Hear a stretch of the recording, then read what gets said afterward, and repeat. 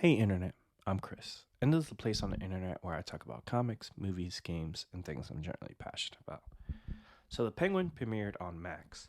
The series follows the Penguin, played by Colin Farrell from the Batman film, as he navigates a power vacuum in the criminal underworld of Gotham after the events of the Batman film. Now, when this series was announced, I thought they were kind of overdoing it. The Batman is a very grounded world, and they had announced that they were working on an Arkham series. There was a potential Clayface movie. Then you have this on top of the fact that they're working on the Batman 2. So it seemed like a lot, especially for a film that sort of prided itself in being a singular experience. Yes, it sets up a lot of different things, but you're kind of like, aren't they overdoing this? Is there much story to be told outside of the Batman story arc? And I am really happy to report that the Penguin is fantastic and they have a lot more ground to cover. And what's great about the series is that it is very much a story about the Penguin. It does not sort of, yes, it is setting the ground for the lore and expanding the world of criminal element of Gotham, but at no point do you feel that you're like, where's the Batman? Shouldn't he show up? Shouldn't he be here figuring out this or that? You are very much engaged in what Colin Farrell's Penguin is doing and where he is in his journey. The show picks up essentially right where the Batman left off. You have the Penguin looking over from the iceberg lounge.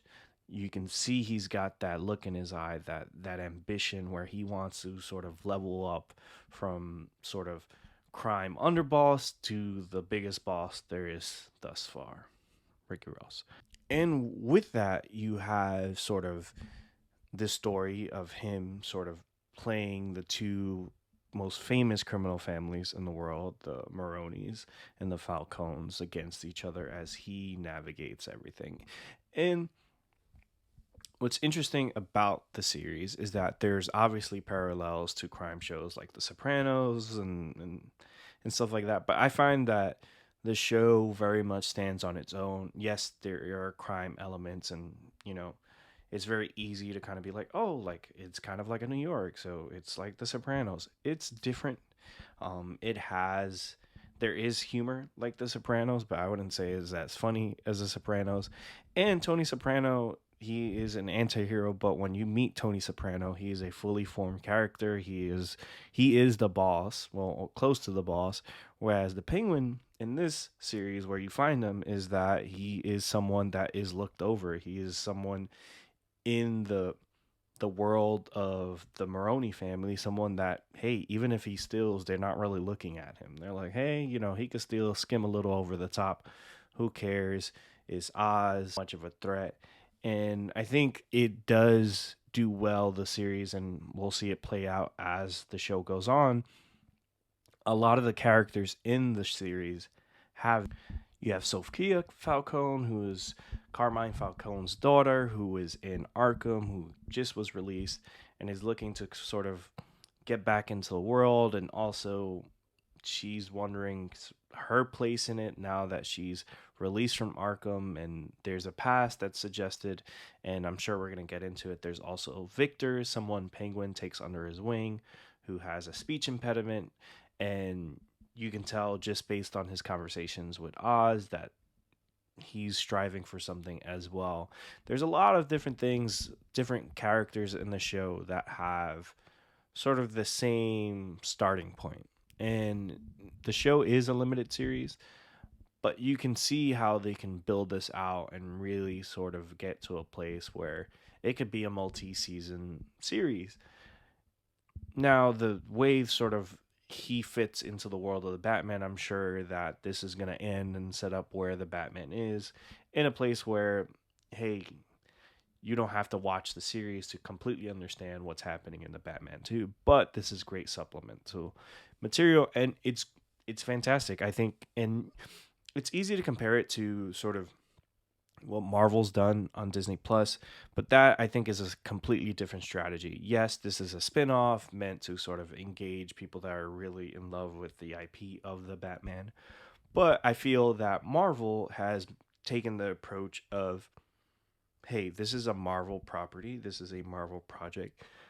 Audiences expect a certain thing when they go see that. So they've taken series like WandaVision, which I thought had a really cool premise, that sitcom setting and stuff like that. And it played with that, and I think that was really interesting. But it devolved into big toys smashing into each other towards the end because it had to do what a Marvel project does and what fans expect. Whereas with this, I feel that at least in the first episode, I haven't gotten to see advance. I'm watching it just like most people week to week. With this, you have something where it really stands on its own. There are In the first episode, I don't think they explicitly even reference the Batman.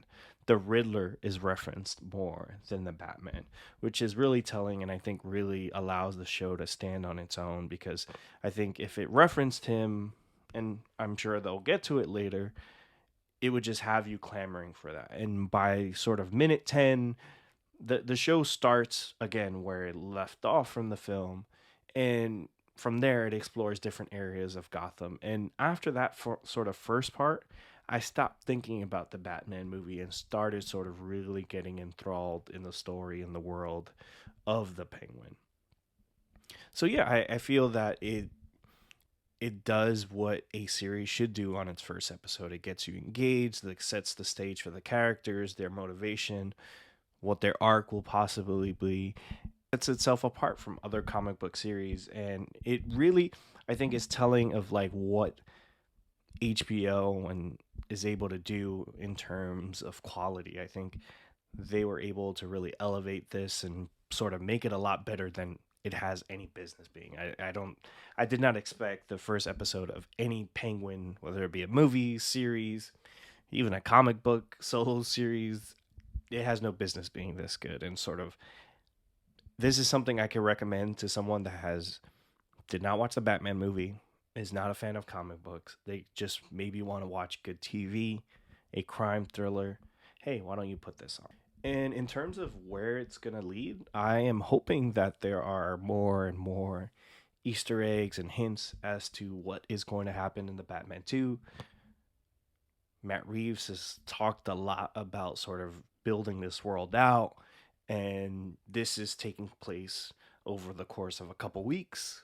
And I'd imagine the Batman will pick up from there, and we might have a winter Batman, which maybe means that we might get Freeze or the Court of Owls, Oz Cobb. Look at the name. So, yeah, I loved it. I think you should check out The Penguin. It's available now on Max. It'll be airing on HBO on Sundays, week to week. And as we get closer to the season finale, I'll talk about it. And just let me know what you think. Peace.